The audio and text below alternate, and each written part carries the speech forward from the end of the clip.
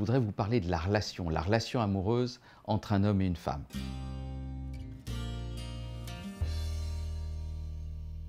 Je parlerai que de la relation amoureuse entre un homme et une femme, je ne parle pas des relations homosexuelles, ce serait un autre sujet et on pourrait le faire dans une autre vidéo, mais là je me consacrerai essentiellement à ce qui fait qu'un homme et une femme sont ensemble et les problèmes qui sont rencontrés. Et tous ces problèmes peuvent être compris et mieux analysés, mieux assimilés et résolus dans une certaine mesure si on comprend qu'en fait une relation amoureuse, un couple, ça peut être compris comme une superposition de trois grandes composantes, de trois plans différents qui agissent en même temps sur une personne.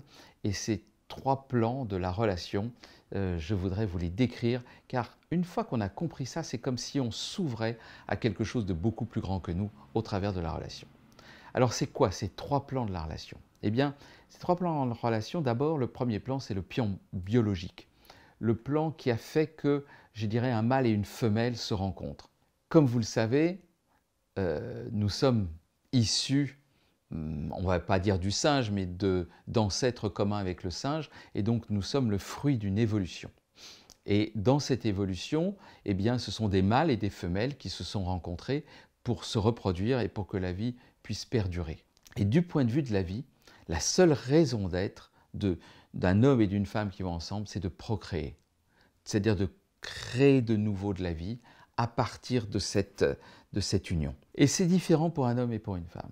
Et donc j'en parlerai après et je vous expliquerai pourquoi il y a des problèmes dans les relations et qu'on peut déjà l'analyser d'une manière extrêmement puissante à partir simplement de ce plan biologique. Mais il y a un deuxième plan, et le plan, c'est le plan psychologique, le plan du cœur. Le plan qui fait que, qu'est-ce qui fait qu'un homme et une femme vont se rencontrer? Et ils vont se rencontrer, on va dire, disent les psychologues, parce qu'il y a deux névroses qui se rencontrent. C'est-à-dire il y a deux enfants, il y a deux attirances et il y a deux projections de l'un sur l'autre.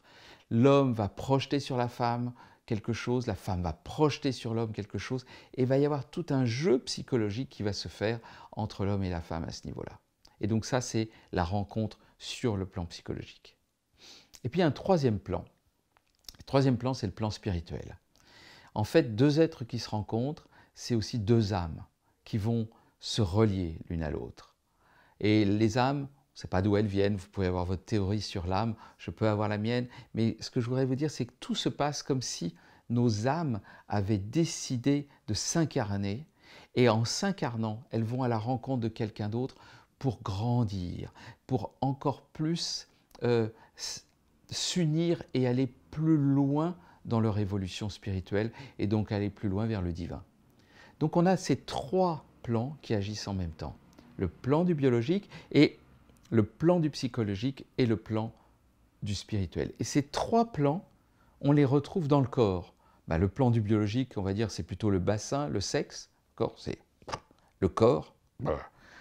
Le plan du psychologique, bien, on va dire, c'est le cœur. Hein, c'est ce qui représente ici l'ouverture psychologique, les bras.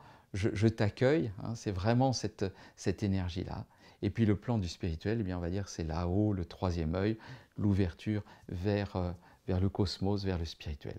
Donc en fait, ces trois plans, on les a dans le corps. Ils existent en même temps et on va les développer. Je vais vous les développer pour que vous les compreniez mieux et voir comment ils s'articulent ensuite, ces trois plans. Alors le plan du biologique, comme je vous l'ai dit, c'est un mâle et une femelle, alors que le plan du spirituel, ce sont deux âmes. Vous voyez, ce n'est pas du tout les mêmes mots, ce n'est pas la même structure, ce n'est pas le même déterminisme. Lorsque un mâle et une femelle se rencontrent, il y a l'idée de la procréation, même s'ils ont 50 ans, même si la femme est monopausée, même si l'homme ne peut plus, on ne s'en fiche de cette notion-là. Quand on s'attire, quand un homme et une femme se rencontrent, ce qui va se passer au niveau biologique, c'est des programmes ancestraux qui sont archaïques et qui viennent du moment où nous étions des hommes et des femmes des cavernes. Donc quand un homme voit une femme, c'est encore l'homme et la femme des cavernes. Alors, il y en a qui vont dire, ouais, pour l'homme des cavernes, on est d'accord, l'homme c'est femme, femme, femme, je te veux, baiser, baiser, baiser. D'accord? C'est un peu cette vision de l'homme des cavernes. Euh, En fait, il faut comprendre que cette vision-là, elle est pas complètement fausse, parce qu'il y a ça à l'intérieur de l'homme, mais chez la femme, il y a la même chose, c'est la femme des cavernes. Alors je vais essayer de vous faire la femme des cavernes. La femme des cavernes, c'est oh, reste là, reste là, reste là, reste avec moi, tu es avec moi tout le temps, tout le temps, tout le temps. Ça, c'est la femme des cavernes. Vous voyez, l'homme des cavernes, la femme des cavernes, c'est pas mieux. C'est-à-dire, en fait, ce sont des pulsions ancestrales, et pour l'homme, ça va être de dire, je vais me... Comment est-ce qu'un homme peut se reproduire? Eh bien, il peut se reproduire à partir de son sperme. Et vous imaginez bien qu'un homme, eh bien, il pourrait avoir autant d'enfants qu'il peut avoir presque de spermatozoïdes, au moins d'éjaculation. C'est-à-dire un nombre incroyable, incommensurable. On dit qu'il y a eu un émir, un sultan, qui avait évidemment un grand harem, et qui a eu plus de 800 enfants dans sa vie. 800 de lui-même. Donc ça, c'est à peu près les limites maximales historiques du Guinness, du livre des records. Mais cette possibilité, elle est énorme. Évidemment, quand un homme choisit, si j'ose dire, de faire 800 enfants, eh bien, a priori, il ne sait pas s'ils vont se reproduire, s'ils vont eux-mêmes, ils vont survivre. Donc c'est une stratégie de faire énormément d'enfants du point de vue de l'homme, mais il y a quand même une autre stratégie, qui est la stratégie de dire, bah oui, mais ces enfants, pour qu'ils survivent, et vous imaginez la survie tribale, la survie dans le monde des cavernes, quoi, ce qu'on appelle l'homme et la femme des cavernes, eh bien à ce moment-là, pour que les enfants survivent, eh bien il va falloir leur donner des ressources, tout simplement qu'ils puissent manger, hein, et qu'ils puissent manger à leur faim, et on sait très bien qu'ils puissent avoir des soins. Donc, ça veut dire créer les conditions, un abri, qui est quelqu'un qui s'en occupe, et cette personne qui va s'en occuper, qui en général est la mère des enfants, eh bien, il va falloir lui fournir un certain nombre de moyens, de ressources, il va falloir s'en occuper. Du point de vue de la femme, c'est très différent. Du point de vue de la femme, les enfants qu'elle va pouvoir produire sont tous issus de son ventre. Ce n'est pas des centaines, ça se compte, voilà, une dizaine, peut-être un peu plus, 12, 15, mais c'est à peu près le maximum. Et à ce moment-là, chaque enfant devient précieux. Ce n'est pas les centaines de possibles, hein. Là, chaque enfant devient précieux, il est issu, et en plus la femme, non seulement quand elle fait des enfants, imaginez toujours la femme des cavernes, non seulement elle fait des enfants, et quand elle fait des enfants, elle est enceinte pendant, je dirais pendant 9 mois, mais je dirais le ventre est gros pendant 4-5 mois, et ça l'empêche de faire des travaux durs, parce que si elle fait ces travaux durs, eh bien à ce moment-là, elle va enfanter trop rapidement, et elle va perdre cet enfant, donc c'est quand même un investissement trop risqué de faire ça. Donc, qu'est-ce qu'elle va faire? Elle va devoir faire des travaux moins durs. Et puis d'autre part, eh bien même quand elle a enfanté, eh bien elle va avoir toute une marmaille autour d'elle, parce que si vous avez 5-6 enfants, eh bien il va falloir s'en occuper pour qu'ils grandissent et pour qu'ils puissent survivre, pour eux-mêmes procréer. La vie n'a qu'un objectif, c'est que vous procréez. Et pensez à quelque chose de fondamental, c'est que nous sommes tous, vous, moi, tout le monde, nous sommes issus de personnes qui ont été suffisamment adultes, matures, pour pouvoir elles-mêmes procréer. Aucun de nous sommes issus d'enfants morts en bas âge. On est tous issus de survivants, au moins jusqu'au moment de la procréation. Donc il faut beaucoup de puissance, beaucoup d'énergie pour survivre, pour aller jusque-là. Et donc l'homme et la femme ont défini, comme si j'ose dire, des stratégies différentes qui sont incluses dans nos gènes. On n'y peut rien, c'est câblé. Vous êtes câblé, je suis câblé. C'est à ce niveau-là. Heureusement, il y a les autres plans, hein, mais au niveau biologique, nous sommes totalement câblés pour rencontrer la femme le meilleur géniteur, et celui aussi qui lui permettra, quand on aura toute cette marmaille, d'avoir des ressources. Et l'homme, il est câblé pour trouver une femme qui est à la fois, qui va faire des beaux enfants, donc qui vont survivre, et en même temps, qui va s'occuper de ses enfants. Il va être, comment dirais-je, attiré, l'homme va être attiré par une femme qui est considérée comme belle. Et qu'est-ce que ça veut dire qu'une femme qui est belle? Eh bien, c'est une femme qui, du point de vue de notre biologie, dit c'est une femme qui est en bonne santé et qui va faire des enfants sains et qui vont mieux survivre que les autres. Mais évidemment, on ne voit pas la santé de l'autre. Eh bien, la santé de l'autre, sur le phénomène psychique, le phénomène subjectif, c'est elle est belle. Pareil, pour un homme, la femme va être attirée par deux aspects, pas uniquement la beauté, un peu la beauté de l'homme. Et qu'est-ce que c'est que la beauté de l'homme? Eh bien, c'est la beauté, c'est un mec qui est harmonieux. Pour une femme, c'est une femme qui est harmonieuse. Et quand un homme est attiré par la beauté d'une femme, c'est quoi la beauté d'une femme? Eh bien, c'est une femme qui fait des enfants. Et on a constaté, il y a eu des études qui ont été faites dans le monde entier pour se rendre compte que des hommes peuvent être attirés par des femmes plus fortes dans certaines contrées, plus minces dans d'autres, plus grandes, plus petites. Tout ça, ça dépend des cultures, ça dépend des individus. Mais il y a une chose qui est générale, c'est la forme globale du corps. Vous savez, la forme en amphore, comme on dit, c'est-à-dire un rapport entre la taille et les hanches qui est d'un certain rapport. Et on a constaté que le rapport entre les hanches et la taille, c'est le mieux, ce que les hommes préfèrent, c'est 0,7. C'est un truc incroyable, c'est une sorte de nombre magique qui est arrivé, que l'on a pu voir dans toutes ces études qui ont été menées par des scientifiques dans toutes les contrées du monde, qu'en fait, le désir maximum des hommes, c'est des femmes qui sont cette forme-là. Elles peuvent être comme ça, elles peuvent être comme ça, mais c'est dans la proportion de 0,7, c'est l'idéal. Ça veut dire en fait des femmes qui ont des hanches un peu plus larges que la taille. La taille, ça veut dire qu'elles sont fines, elles sont vives, jeunes, donc il y a une attirance, ça veut dire gène, ça veut dire qu'il peut procréer, hein, tout simplement ça, qu'il peut produire des enfants, et les hanches suffisamment larges pour que les enfants puissent passer. Vous voyez, du point de vue biologique, du point de vue du point de vue du chimpanzé qui est en nous, eh bien ce qui est attirant, c'est cette forme-là.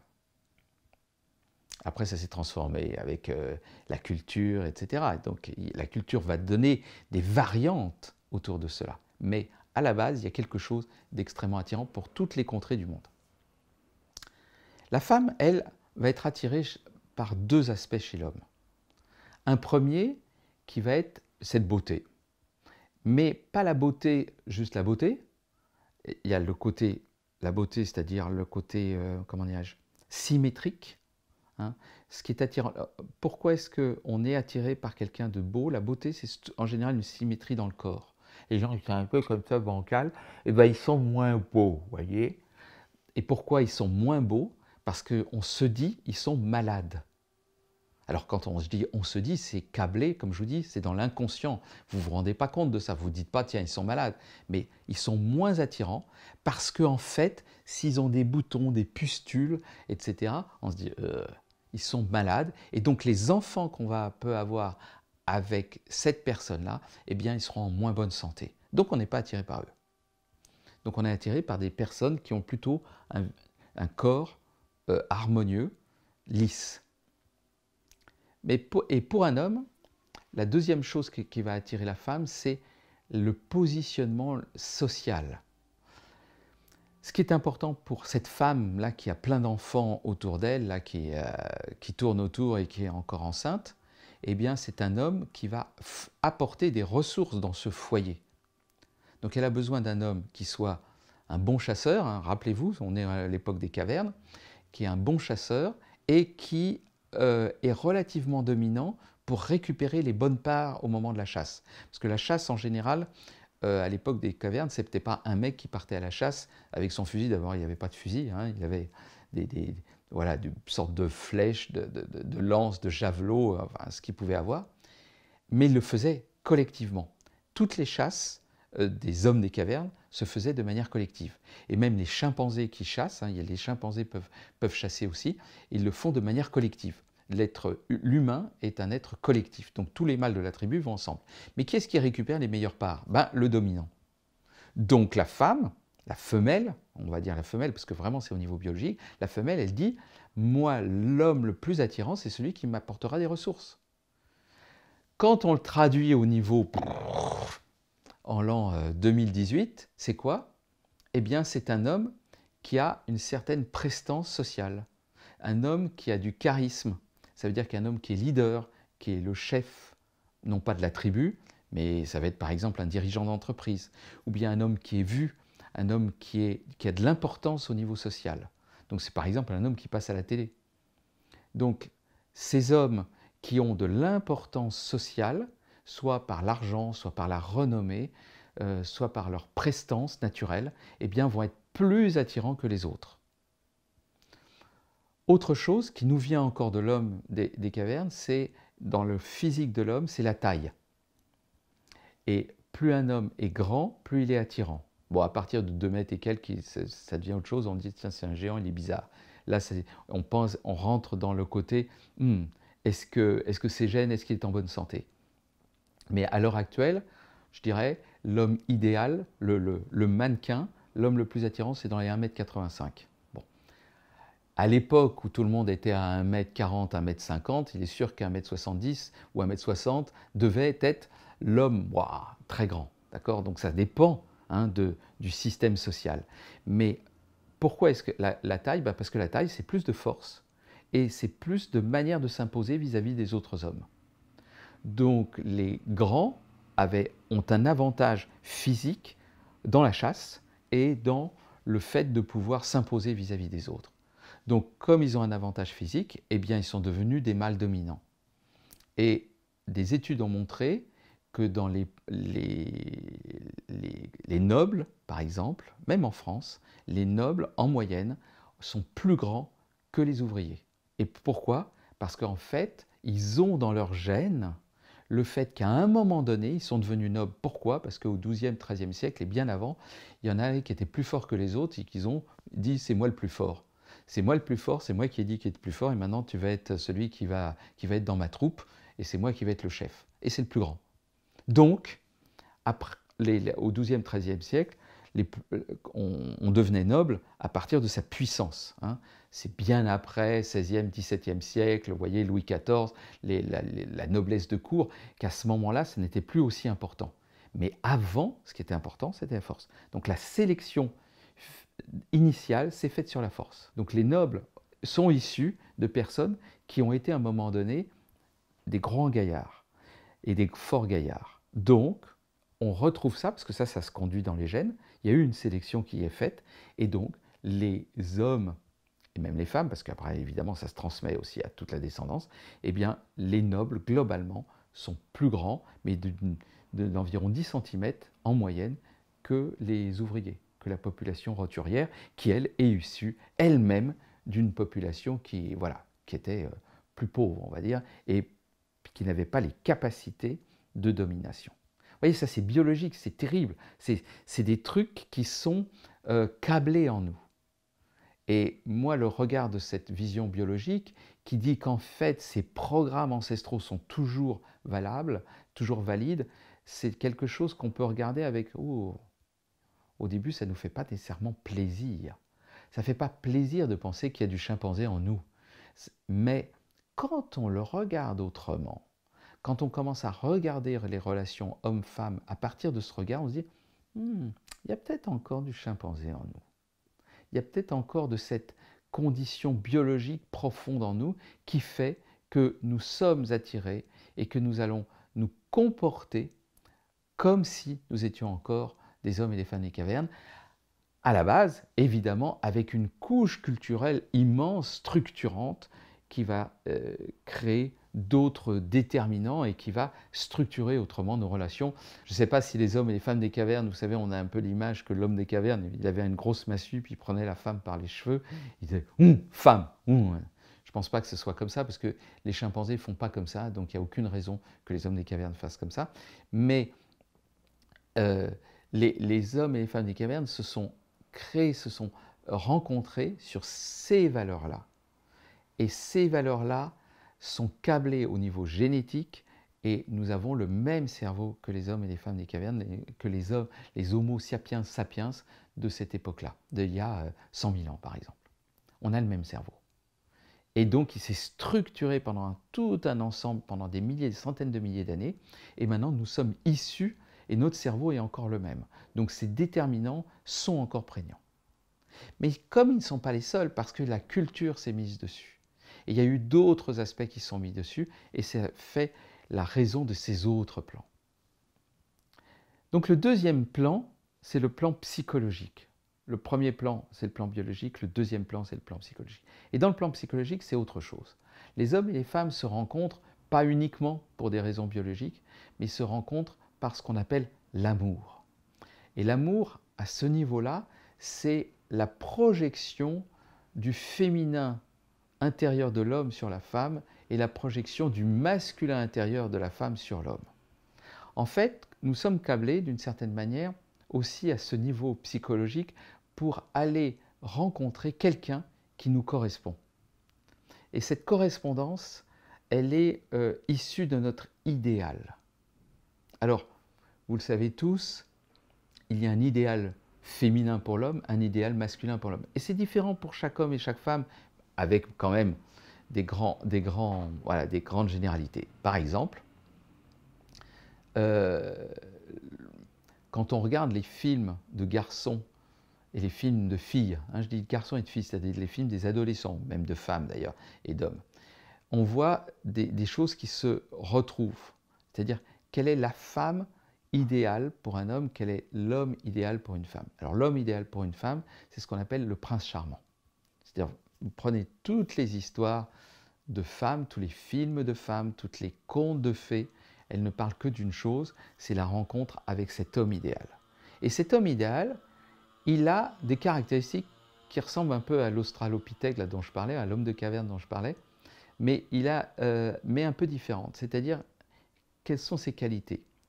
Alors je prends par exemple l'homme de 50 nuances de gris. 50 nuances de gris, vous savez, qui est un grand film féminin, qui a beaucoup touché les femmes. On parle un peu de sadomaso, mais avant tout, c'est un film féminin sur l'amour entre un homme et une femme. Et je prendrai un autre film que j'aime beaucoup, c'est les carnets de Bridget Jones. C'est aussi un film très très féminin, qui est très archétypal dans la considération, comment la manière dont une femme voit l'homme. Et l'idéal pour une femme, c'est un homme qui est grand, qui est dominant dans son monde, c'est-à-dire qu'il est... Alors c'est un capitaine d'industrie, enfin c'est comme dans 50 nuances de gris, c'est un homme qui a réussi dans sa vie et qui peut être entouré de plein de femmes, mais elles ne sont pas importantes les autres. Il est entouré, mais voilà, il pourrait, mais non. Il choisit vous. Il choisit l'héroïne. Et le méchant homme, il y a toujours un méchant dans ces trucs, il y a le bon et le méchant. Le bon, il est complètement dédié à cette femme. Et il donne tout son amour à cette femme. Et le méchant, il passe de femme en femme. Donc c'est facile, vous voyez, dans les films de femmes, il y a le méchant et le bon. Alors, ce qui est important aussi, c'est qu'il a son cœur ouvert. Donc l'homme idéal, vous voyez, physiquement, il est beau, il est riche, il est entouré de femmes, mais en fait, il n'en a rien à foutre. Souvent, il a un passé difficile, psychologiquement difficile, et ce passé difficile va faire qu'on explique pourquoi il n'a pas encore vraiment aimé. Mais avec cette femme, c'est-à-dire avec vous, puisqu'il va dire « Waouh, toi, c'est différent, ce que je ressens, c'est de l'amour. Et je vais changer mon comportement ancien pour toi. Et je vais me dédier, me consacrer entièrement à toi pour tout le restant de ma vie. » Et à la fin, on dit « Et ils vécurent heureux, ils eurent beaucoup d'enfants. » C'est ça le prince charmant. C'est ça qu'on voit dans les films pour femmes actuelles, enfin pour femmes de l'époque contemporaine. Et c'est vraiment cette manière profonde de voir la femme. Pour l'homme, il y a aussi ça. Pour l'homme, c'est un peu divisé en deux femmes. Et vous le connaissez, c'est Ève et Lilith. C'est la maman et la putain. C'est la femme au foyer et la maîtresse. Et c'est l'archétype de l'homme, quand il est en rencontre avec une femme, c'est qu'il a deux femmes, toujours. Il y a deux femmes. Celle avec qui il va épouser, celle avec qui il va coucher. Celle avec qui il veut avoir des enfants, celle avec qui il veut s'éclater. Et le chemin de l'homme, le chemin psychologique de l'homme, ça va être de réunir les deux. Et ce n'est pas toujours facile. Au début d'une relation, c'est facile pour l'homme parce qu'il y a les deux, il y a l'énergie sexuelle et en même temps, il y a peut-être on va aller plus loin. Et puis il y a un moment donné où ces deux risques, risquent de se séparer. Et cette séparation, ben, on la rencontre, je vous dis, dans tous les films, dans toutes les histoires d'hommes. C'est au fond du fond, il y a la réunion des deux. C'est la belle demoiselle qu'il va sauver des dragons et qu'il va rencontrer. Mais avant, il va rencontrer d'autres femmes. Il va rencontrer la possibilité de plein de femmes avec qui il va vivre des aventures fortes, mais vers lesquelles, ensuite, au bout d'un moment, ça va converger. Donc on voit bien que le mythe de l'homme, d'aller faire cette femme idéale, mais auparavant d'avoir rencontré plein d'autres femmes, et le mythe de la femme pour avoir l'homme idéal qui est de dire il en a plein mais après il vient vers moi, vous voyez que ces deux mythes convergent. Ils convergent vers ce couple idéal, ce couple mythique qui est lequel la femme dit j'ai rencontré mon prince charmant et l'homme dit j'ai rencontré la femme qui me comble intégralement. Mais pour rencontrer cette femme qui me comble intégralement, avant d'y arriver, il va falloir qu'il passe par tout un ensemble d'épreuves. Et les épreuves de l'homme sont différentes de celles de la femme. L'épreuve de l'homme, c'est de passer des épreuves en rencontrant évidemment des femmes, mais pour, au bout du bout, atteindre le Graal. Hein, le mythe du Graal chez l'homme, c'est la rencontre pour aller vers le féminin. Le Graal, vous savez, c'est une coupe.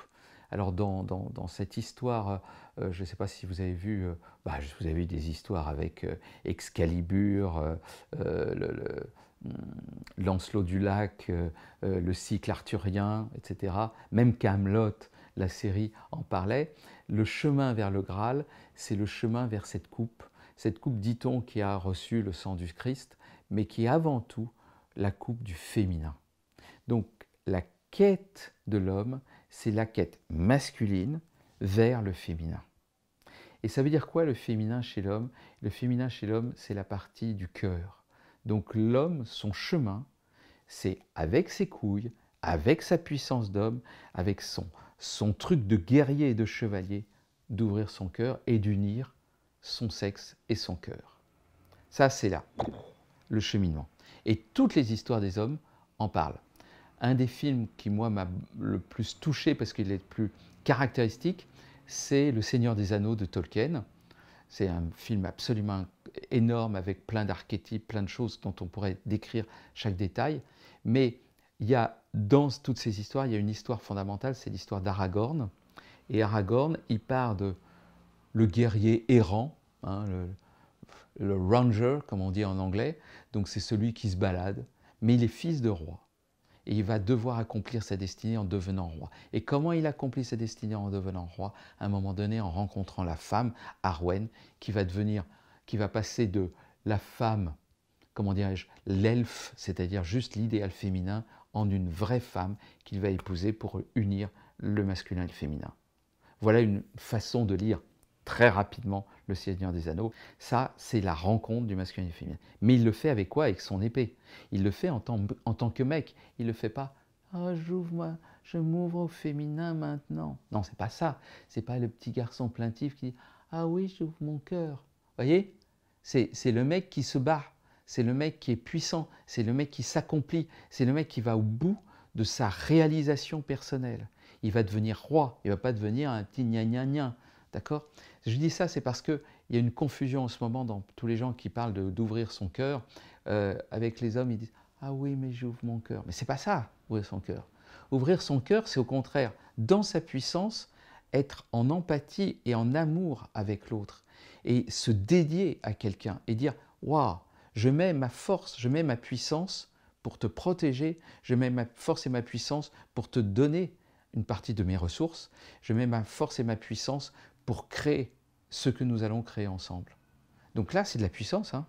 Wow, c'est pas du petit garçon hein, qui fait ça. La femme, de son côté, elle a aussi son chemin. Mais son chemin, c'est pas d'aller vers le cœur, mais c'est d'aller vers le sexe, d'aller vers la profondeur de sa puissance sexuelle.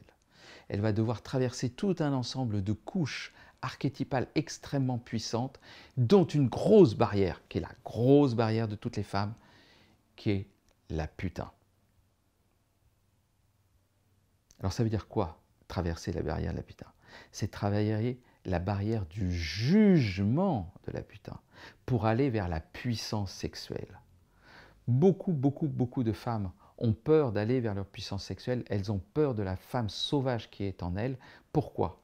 Parce que pour une simple raison, si elles s'ouvrent à ça, elles ont peur d'être considérées comme une pute, comme une salope, comme quelqu'un qui n'a plus de considération pour quelconque, qui n'est plus pur. Elles laissent passer comme s'il y avait une impureté qui commençait à venir. Et c'est beaucoup le culturel qui impose ça, mais c'est aussi toutes les femmes entre elles, en disant cette femme, t'as vu comment elle se comporte, elle est vulgaire. Quand vous recevez ça et que vous dites elle c'est une pute. Pourquoi? Parce qu'elle couche avec tous les hommes. Et les hommes peuvent le dire, mais beaucoup les femmes entre elles.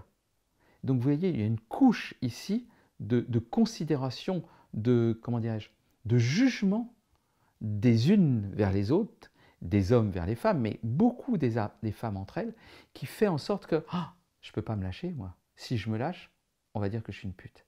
Or ça, c'est le truc, je ne peux pas, c'est interdit. Une femme ne peut pas, n'a pas le droit d'être une pute.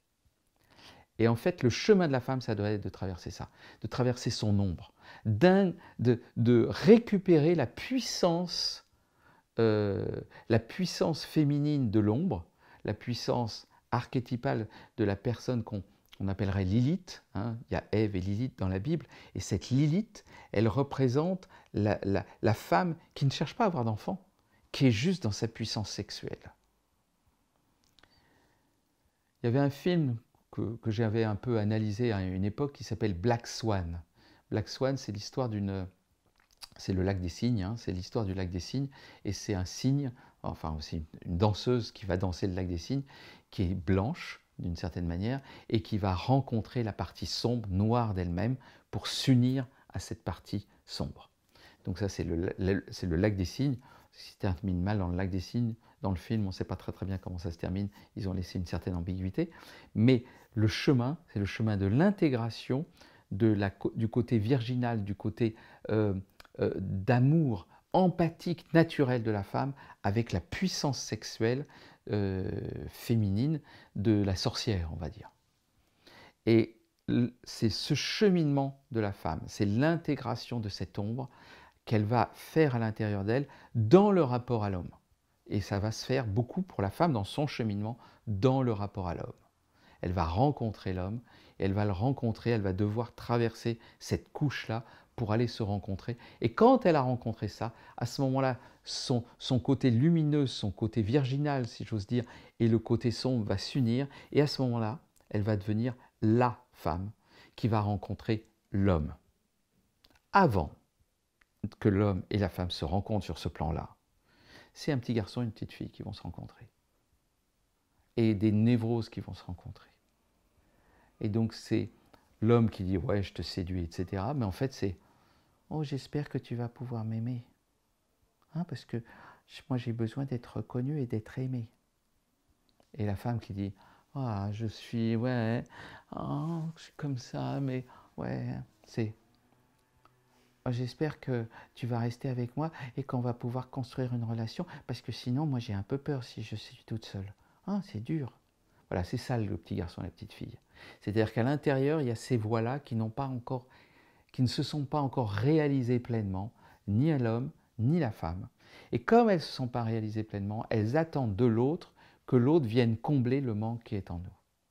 Et le cheminement psychologique de la femme et de l'homme, ça va être d'aller se rencontrer dans cette profondeur.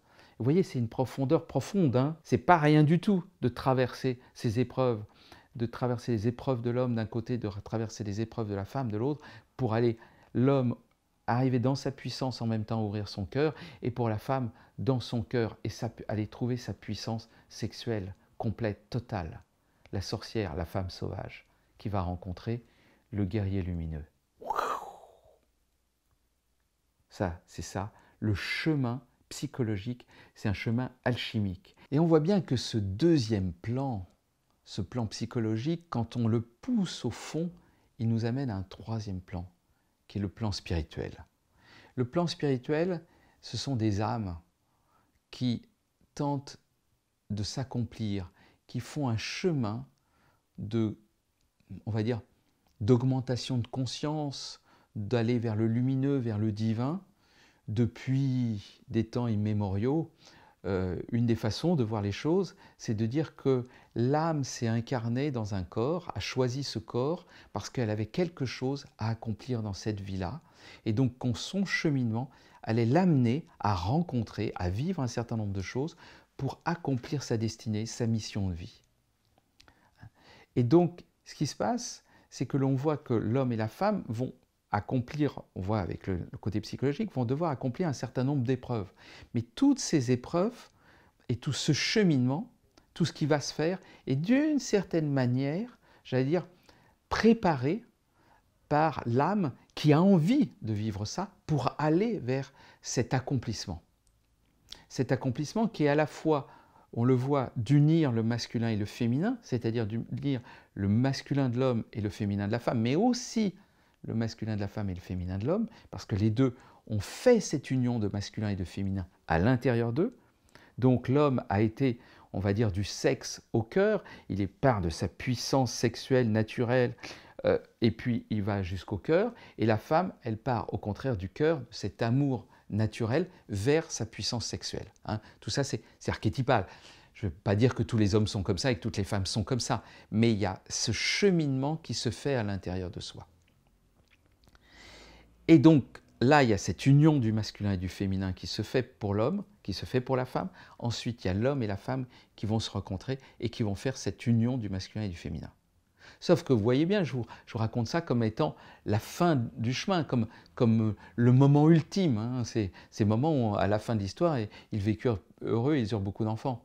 Mais en fait, la vraie vie, c'est pas ça.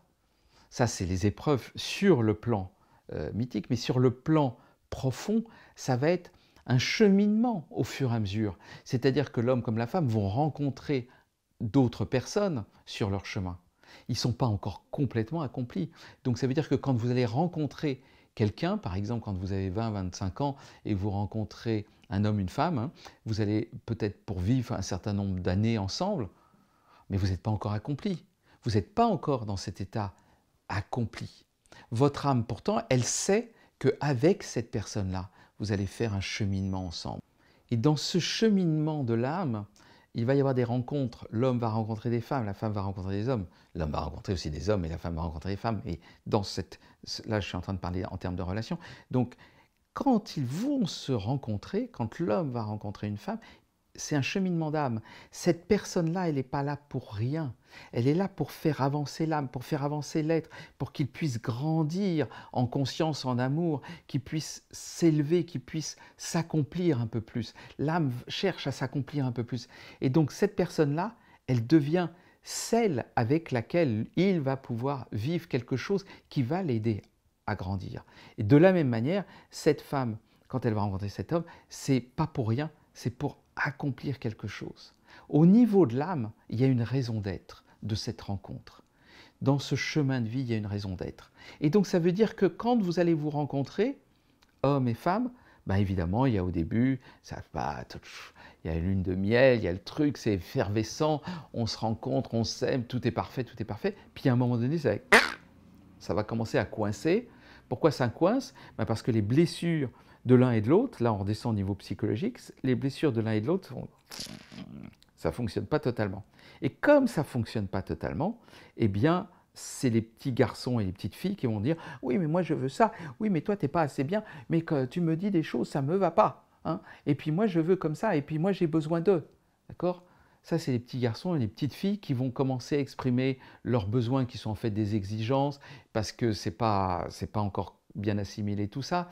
Donc, c'est en fait les enfants. Et dans cette rencontre du petit garçon et des petites filles, il va y avoir plein de... Ça va partir dans tous les sens. Et c'est là qu'il va falloir avoir besoin de ressources de développement personnel, de ressources de développement spirituel, de conscience, d'amour, de vivance, pour pouvoir avancer, pour pouvoir se voir et grandir en amour et en conscience. Donc on va devoir utiliser tous ces outils de développement personnel, tous ces stages, tous ces chemins spirituels, le tantra, le chamanisme, les psychothérapies, tous ces éléments-là qui vont nous permettre de mieux nous voir et de comprendre de plus en plus tous nos mécanismes pour à chaque fois, comme disent certains, guérir, se nettoyer, apprendre, grandir, être plus mature, passer du petit enfant à la maturité. Et on se croit adulte, on ne l'est pas. On est juste des petits enfants.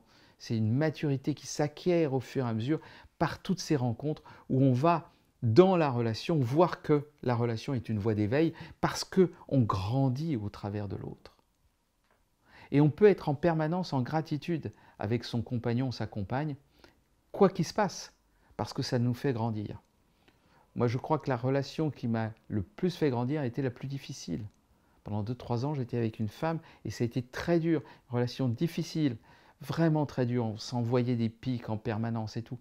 Mais cette relation est peut-être celle qui m'a fait le plus grandir et je l'ai remerciée, je la remercie encore, moi à l'intérieur, et je lui ai dit, et je le dis encore au travers de cette caméra, cette femme est celle peut-être qui m'a fait le plus grandir dans ma vie. Parce que c'était tellement difficile qu'au travers d'elle, je me suis rencontré. C'était ça ou mourir. Et je sais aussi qu'au travers de moi, cette femme a énormément grandi. C'était ça ou mourir. Donc on sait, donc une relation qui est a priori toxique, c'est une relation qui est a priori malsaine d'une certaine manière, et peut-être celle dont vous avez le plus besoin pour grandir. C'est celle que votre âme a choisie pour vous développer, pour atteindre d'autres niveaux de conscience. Et à ce moment-là, quand vous vous quittez, si la relation s'arrête, si vous vous quittez, mais soyez en amour et en gratitude avec cette personne et en la vie qui vous a permis de faire ce chemin avec cette personne. Ce n'est pas un échec, c'est exactement l'inverse. C'est une merveille, à la fois d'avoir rencontré cette personne et aussi cette séparation. Parce que s'il y a cette séparation, c'est que maintenant vous êtes mûr pour autre chose et que vous allez pouvoir connaître autre chose, une autre forme, d'autres relations, peut-être d'autres formes relationnelles. Vous étiez dans un couple fermé, vous êtes peut-être dans un couple ouvert, ou l'inverse, vous étiez dans un couple ouvert, vous êtes dans un couple fermé, vous avez peut-être rencontré le polyamour, pourquoi pas? Quelles que soient les formes, votre âme, si elle vous emmène sur ce chemin, c'est parce que vous allez grandir. Si vous le reconnaissez, si vous ne le reconnaissez pas, qu'est-ce qui se passe? Eh bien, vous refaites la même chose. C'est le cycle permanent. Vous êtes comme, vous savez, l'écureuil ou le hamster dans sa cage, qui est toujours dans sa roue, il est toujours en train de faire la même chose. Ou le poisson rouge qui tourne en rond. Et vous savez que le poisson rouge, il se croit toujours que c'est un endroit qui est toujours nouveau, parce qu'en fait, il a une mémoire qui est tellement courte qu'il a fait le tour du bocal, et il dit « tiens, c'est nouveau là, tiens, c'est nouveau là, tiens, c'est nouveau là ». Et nous, c'est pareil, on répète, on répète, on répète. Si on n'a pas mis de conscience, on est contraint, on est damné à répéter les mêmes histoires. Donc mettez de la conscience, parce qu'à ce moment-là, vous allez vers le divin, vous allez vers la conscience, vous grandissez, vous vous dites « ah putain, je suis en train de vivre ça ». Ah bon, de quoi ai-je besoin? Qu'est-ce qui se passe à l'intérieur de moi? Quel est mon fonctionnement? Et plus vous mettez de conscience en bienveillance sur ce que vous êtes en train de vivre, plus vous faites de développement personnel d'une manière ou d'une autre, plus vous allez grandir et plus vous allez sortir des systèmes de répétition qui sont inclus dans votre histoire personnelle, et plus loin encore, vous allez encore entrer dans quelque chose qui est même le dépassement de vos déterminants biologiques du chimpanzé qui se trouve à l'intérieur de nous. Vous allez transmuter toutes ces énergies, je dirais, biologiques, hein, qu'on a vu dans un premier temps, ces énergies psychologiques vont se transmuter au fur et à mesure par le spirituel qui va, pas en contradiction, mais pas du tout, au contraire, en utilisant, en regardant, en plongeant profondément dans le biologique. Surtout, ne niez pas votre côté chimpanzé, c'est pas possible. C'est juste câblé, donc vous ne pouvez pas le nier. mais allez le voir. Et en allant le voir, vous le nettoyez. En allant le voir, vous le faites grandir et vous le transmutez, vous le transformez un peu. Il y a des évolutions qui vont se faire à l'intérieur de vous, alors qu'il y a des choses qui ont l'air d'être biologiquement câblées, mais même le biologique, il peut être transformé légèrement, à condition de le reconnaître, sans lutter contre. Il ne s'agit pas de lutter contre. Regardez, les curés pédophiles, ils luttent contre un truc fondamental de l'être humain, qui est le désir sexuel. Luttez pas contre le désir sexuel, mais allez le voir. Allez le rencontrer de manière avec bienveillance, dans le sacré. Allez le rencontrer, ce désir. Allez le rencontrer avec votre cœur, avec votre amour, avec votre conscience. Tiens, putain, j'ai un désir, bah, qu'est-ce que j'en fais? Respirez dedans, on va dire dans le tantra, c'est-à-dire accueillez ce désir. Et dans un premier temps, n'en faites rien. Voilà, juste reconnaissez-le, aimez-le. Il est votre force de vie. Et avec ça, tous les plans, tous les niveaux vont commencer à s'articuler, à s'aligner. Vous voyez, moi j'ai une vision un peu masculine. Je voyais les trucs, ils font clac, clac, clac, clac, clac, clac, clac, clac, comme si tous ces éléments-là, ces étages-là s'articulaient et venaient s'aligner comme ça les uns auprès des autres. Que donc l'énergie du biologique va alimenter, va nourrir le psychologique qui lui-même va être nourri du spirituel et voilà, ça va circuler sur tous les plans. Et là, c'est votre mission, je dirais, ultime, qui va être d'articuler tout cela dans votre vie. Le biologique, le psychologique, le spirituel, autour d'un chemin qui vous est personnel, et ce chemin fondamental que Jung appelait l'individuation. Et l'individuation, ça veut dire que vous allez devenir quelqu'un, mais quelqu'un, un vrai individu.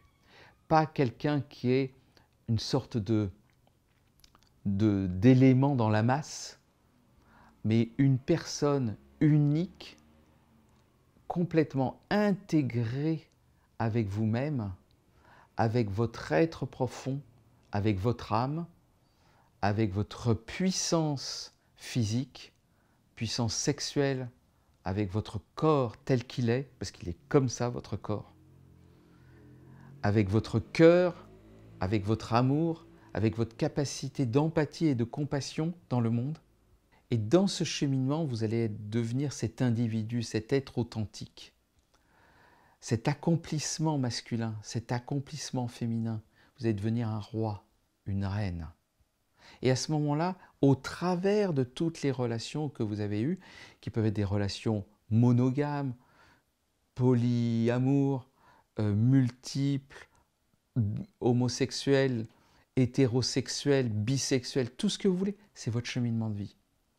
Mais au travers de ce cheminement de vie, vous allez vous accomplir et vous allez devenir un roi, vous allez devenir une reine. Et vous allez faire l'union du masculin et du féminin à l'intérieur de vous. Et vous allez aussi, à partir de là, dans tout votre cheminement, aussi transformer le monde. Parce que si vous devenez roi et reine, ce n'est pas juste pour vous.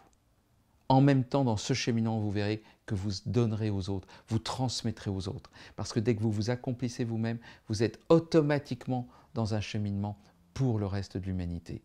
Par vos œuvres, par votre travail, par votre manière d'être avec les autres, peut-être en étant animateur, en étant prof, en étant thérapeute, mais tout simplement en accomplissant ce que vous avez à accomplir, peut-être en étant boulanger, vous impacterez le monde. Quel que soit votre métier, quelle que soit votre passion, quel que soit votre cheminement et votre mission de vie, quand vous vous accomplissez, la manière dont vous l'accomplirez sera avec une telle puissance que vous impacterez le monde autour de vous. Et donc, au travers de cette relation homme-femme, vous voyez qu'en fait, c'est un chemin vers l'éveil de votre être profond qui va se faire automatiquement. Donc je vous souhaite un bon voyage vers vous-même.